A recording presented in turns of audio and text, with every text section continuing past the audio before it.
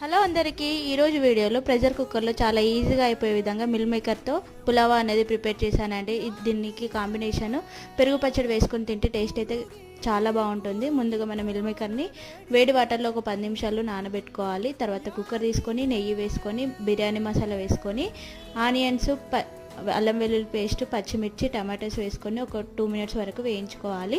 తర్వాత అందులోకి ఉప్పు, కారం, పసుపు, ధనియాల పొడి, బిర్యానీ మసాలా, గరం మసాలా వేసుకున్న తర్వాత ఒకసారి ఫ్రై చేసుకొని మనం నానబెట్టుకున్న మిల్ మేకర్ని కూడా వేసేసుకొని ఒకసారి బాగా కలిపేసుకున్న తర్వాత నానబెట్టుకున్న రైస్ కూడా వేసేసుకొని ఒకసారి బాగా కలిపేసుకొని రైస్కి తగ్గట్టు వాటర్ అనేది వేసుకోవాలి. నెక్స్ట్ మనం అందులోకి తరిగి పెట్టుకున్న కొత్తిమీర వేసుకొని లాస్ట్లో ఒకసారి మనకు సాల్ట్ అనేది సరిపోయిందో లేదో ఒకసారి చెక్ చేసుకున్న తర్వాత ఒక 2 విజిల్స్ వచ్చేంత వరకు అయితే మనం ప్రెషర్ కుక్కర్ చేసుకుంటే మనకి మిల్ మేకర్ పులావ్ అనేది రెడీ అయిపోతుంది. వీడియో నచ్చిందా? నచ్చితే లైక్ చేసి సబ్స్క్రైబ్ చేసుకోండి. Bye bye.